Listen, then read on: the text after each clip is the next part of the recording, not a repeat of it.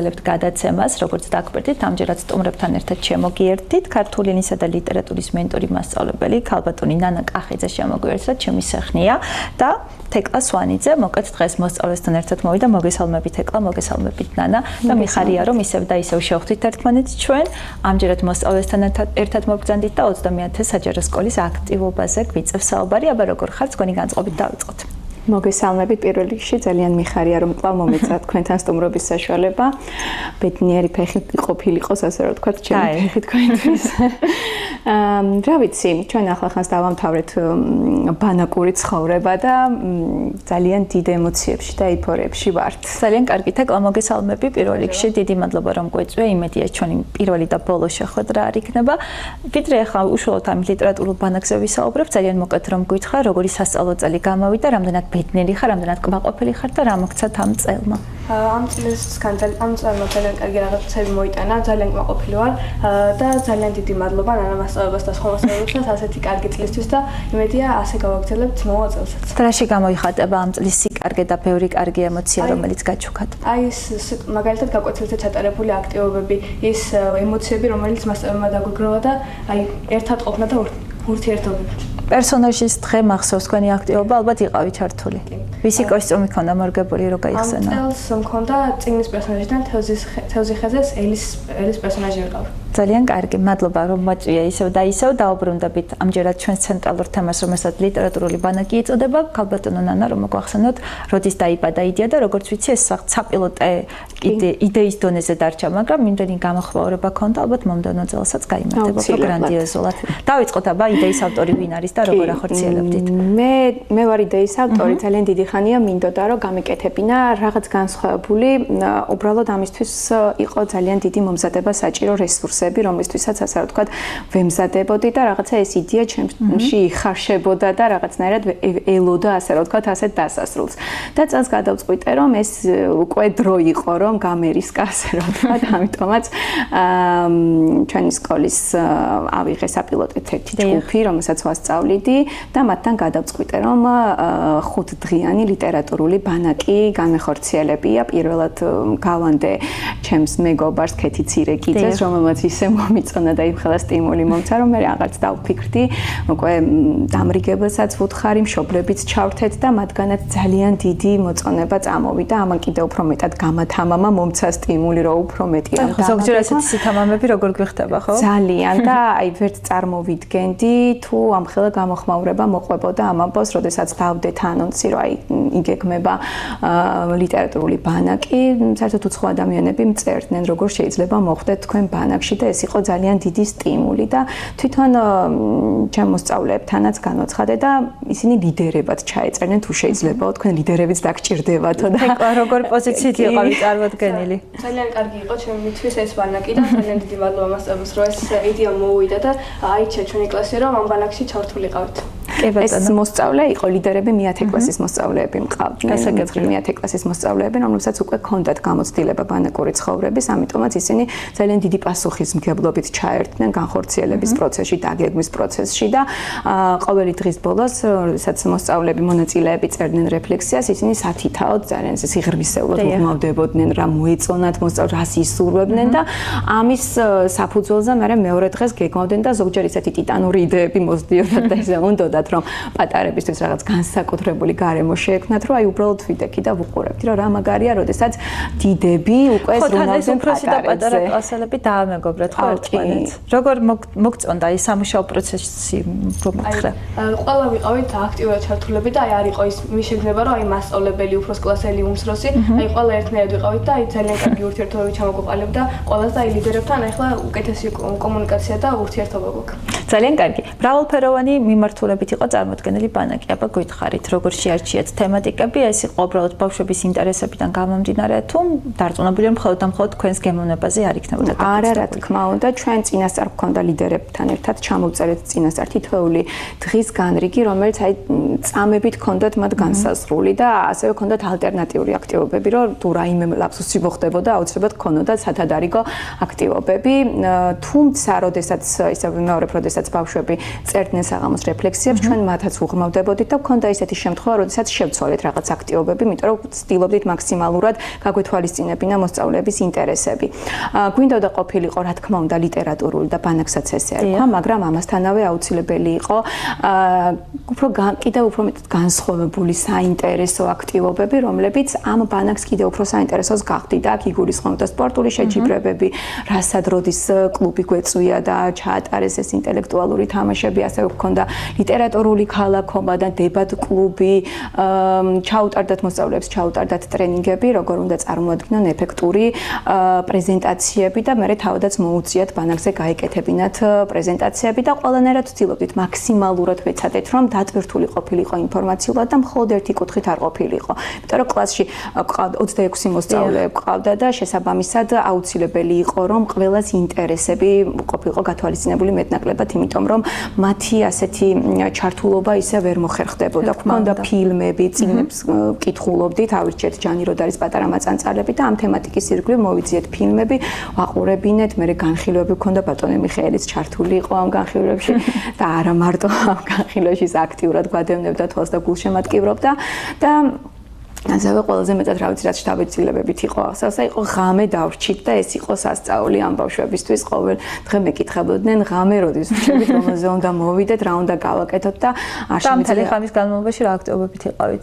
კი, არ შემიძლია პირველ რიგში არ აღნიშნო მშობლების მხარდაჭერა, ეს ძალიან მორიდებულად ვიკითხე, ხომ არ დავტოვოთ ეს ბავშვები სკოლაში და იმხელა მხარდაჭერა, რატო ერთი ღამით და რატო ერთი კვირით არა და იმხელა მხარდაჭერა იყო, მოკლედ მოვიდნენ, გაგვიშალეს კარვები მშობლებმა და დაგვტოვეს და მთელი ღამის განმავლობაში გვქონდა ფილმი ვუყურეთ, თავად ყველაზე, ასე რა ვთქვათ, მოსწავლეებმა წარმოადგენს თავიანთი შესაძლებლობებზე მოიფიქრეს თავად აქტივობები, ვინ მღეროდა, ვინც ეკავდა, ვის სიტყვით გამოსვლა შეეძლო, ასევე გვქონდა კარაოკე მუსიკები, რომლებიც ძალიან კარგად გაერთნენ, ასე რა ვთქვათ. რეპერტუარი ვინ შეერჩია?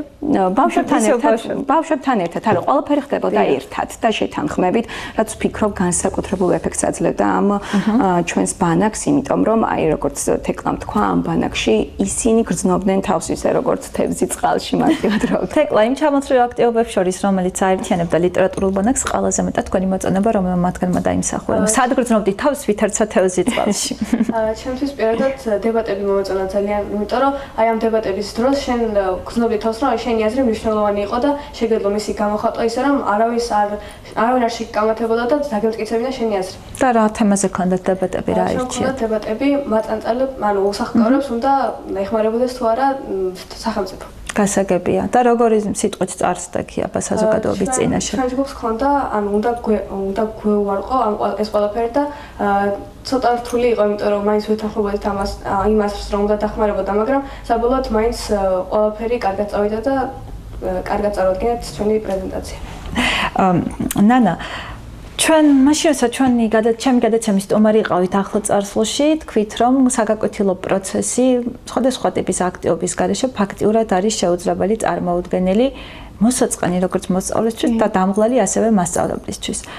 საზოგადოების გარკვეულ ნაწილში რჩება ისევ და ისევ ის აზრი მყარად და ჯიუტად, რომ რაღაც სტანდარტულად უნდა მიდიოდეს ეს საგაკვეთილო თემები და არ შეიძლება მცირედი ლირიული გადახვევაც კი. როგორ შეაფასებთ უკვე ჩამოტოვებულ სასწავლო წელს? როგორი მე გამიმართლა ეთყობა, იმიტომ რომ ჩემს ირგვლივ ისეთი ადამიანები არიან, რომლებიც როგორც ვთქვი, პირიქით სტიმულს მაძლევენ და თითოეულ ჩემ იდეას ხორცს ასხამენ. მე ვერაფერს ვერ გავაკეთებდი ბატონი მიხეილის ხარდაჭერის გარეშე, კოლეგების გარეშე, მოსწავლების, მშობლების გარეშე და პირიქით მე მადლიერი ვარ მათი, იმიტომ რომ სწორედ ისინი მაძლევენ სტიმულს, რომ მომდევნო წელს კიდევ უფრო მასშტაბური გავხადო ჩემი ბანაკი, კიდევ უფრო ბედმა ბავშვმა მიიღოს მონაწილეობა და მეც უფრო გავთამამდე და უფრო მრავალფეროვანი გარემო შევთავაზო ამ ბავშვებს. იცვლება, იცით, წარმოდგენები და ნდობა იზრდება, როდესაც ხედავენ, რომ აი ამაში მართლაც თელ სულსა და გულს ვდებთ და ძალიან დიდი პასუხისმგებლობით ვეკიდებით.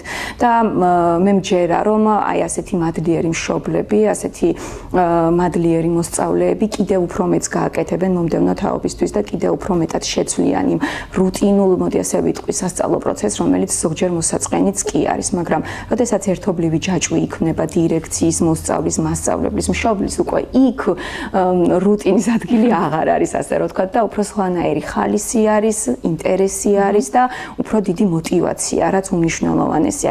ჩემი მეათე კლასელებიც კი უკვე მომდევნო წლის დაგეგმვაზე გადავიდნენ და ისინი უკვე იმაზე ფიქრობენ, რომ აი წელს რო წავლენ ბანაკში, რა შეიძლება ჩამოიტანონ პატარებისთვის, რომ უფრო საინტერესო გახადონ და აი ერთმანეთს ეს ზრუნვასაც ვისწავლობთ ჩვენ და ვიწყებთ ასეთი აქტივობებით, ამიტომაც მე უკვე თამამი ვარ უფრო და აღარ მეშინია ასეთი იდეების. თეკლა, თქვენი სამეცადინო პროცესი როგორია?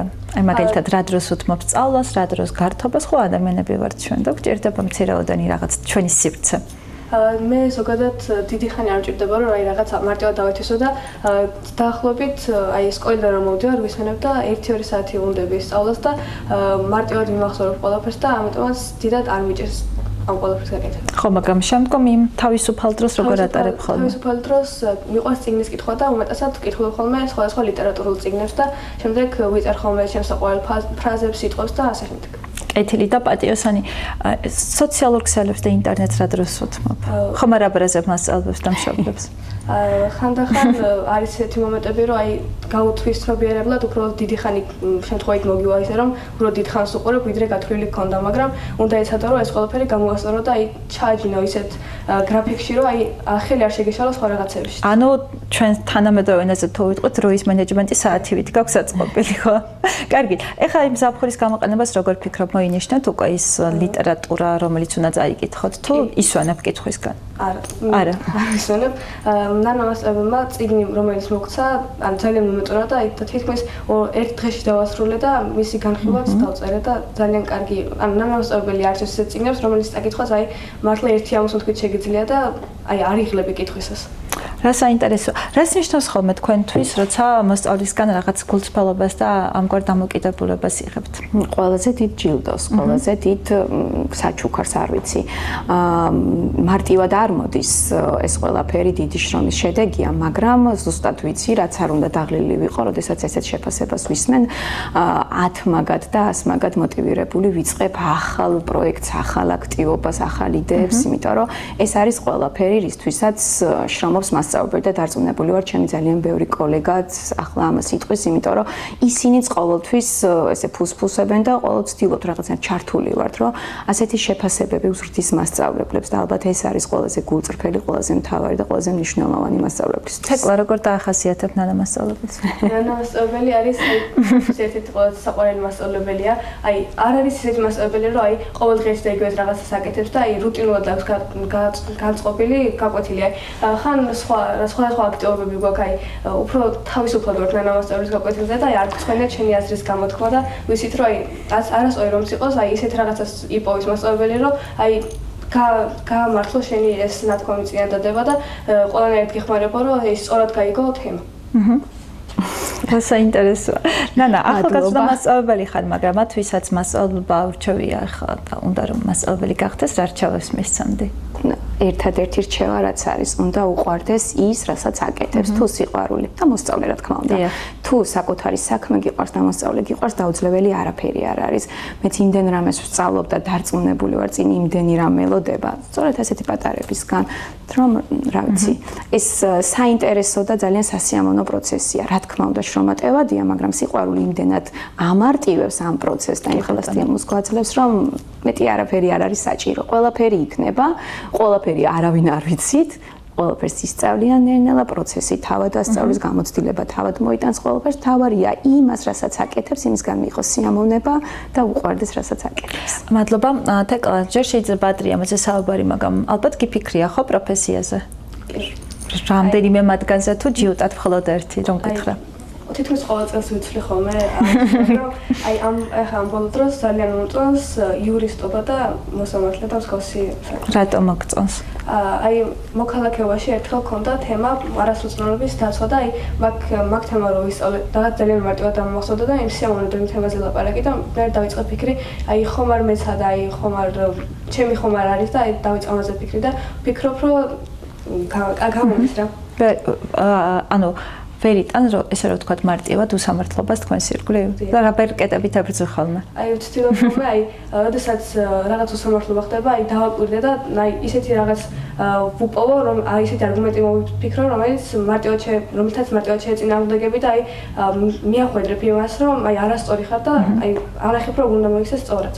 კი ბატონო, და იურისტობამდე რა პროფესიები გეძალებოდა ხოლმე ეს? მაგალითად, სულ პირველად მინდოდა რომ მეცნიერი ყოფილიყავი და აი რაღაც ქიმიურ რაღაცებს რომ აკეთებდნენ, აი ეგენი მომწონდა და ეგ მინდოდა რომ ყოფილიყავი. შემდეგ მინდოდა სარეკლამო კომპანიაში რომ ყოფილიყავი, გადამღებად ან მსგავს რამე პროფესია რომ მეჩნია და ბოლოს მინდოდა სანამ იურისტობას ავირჩევდი, გამომძიებელი ან პოლიციელი რაღაც მსგავსი. რა საინტერესოა და მრავალ და საინტერესოა ის ბოლოს რომელ პროფესიას აირჩევ? რამდენი ხანია რაც აკვირდებული გაქვს ეს იურისტობა, ესე თუდად რომ თქვა. დაიწყო მის მიერ. მაგას. და ამ დრომდე ერთგული ხარ. რამდენად მოგწონთ ახლა თქვენი მოსწავლის ესეთ მრავალფეროვანი ინტერესები პროფესიებისადმი? ეს ხო იმას ნიშნავს, რომ ნაფიქრი აქვს ხო ამა თუ იმ საკითხს ესე ღმისეულად, თავისი არგუმენტები აქვს. მე ძალიან ხშირად ვეკითხები, აი ვინ გინდათ რომ გამოხვიდეთ, იმიტომ რომ ამით ვამოწმებ არა იმას, ჯერ აქ აქვს თუ არა, არამედ მიზანი თუ აქვს მოსწავლეს, იმიტომ რომ თუ მიზანი აქვს მოსწავლეს, უკვე ძალიან მარტივია მასწავლებლისთვისაც რაღაც მიზნებამდე გასვლა.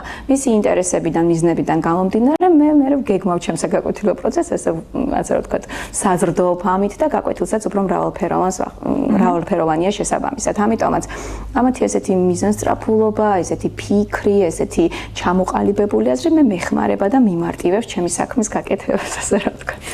და მიხარია, რომ აი იციან, ძალიან ბევრი არის, რომ აი ამთავრებს სკოლას და კიდევ არ აქვს თავისი აზრი, რა უნდა, ვინ უნდა, დაკარგული ასე რომ ვთქვათ, მაგრამ საზოგადოება ისეთია, რომ აუცილებლად უნდა ჩააბაროს და კი, საზოგადოება არ არის იმისთვის მზად, რომ მოსწავლემ რაღაცა შეიცვენოს, ასე ვთქვათ, სკოლის დამთავრების შემდეგ რაღაცა არის ეს სტერეოტიპი. თუმცა ამაშიც ვერ ვხედავ პრობლემას, მაგრამ როდესაც მოსწავლეს ესე აქვს უკვე ჩამოყალიბებული თავისი აზრი და აქვს მიზანი, ეს ძალიან კარგია მასაც და სხვებსაც უმარტივდებათ ბევრი რამის გაკეთება. მოგეთ დღეისათვის ვიდრე ნელ-ნელა დაგემშვიდობებით. კმაყოფილი ვართ აწ უკვე ჩამოტოვებული სეზონით, როგორ აპირებ ეს პერიოდი და რას გაატაროთ და რას ელოდებით ახალი სასწავლო წლისგან, როგორ გაკვეთილებს ისურვებდით და რამდენად კიდევ უფრო გამრავალფეროვნებულ სხვადასხვა ტიპის პროექტებს და აქტივობებს.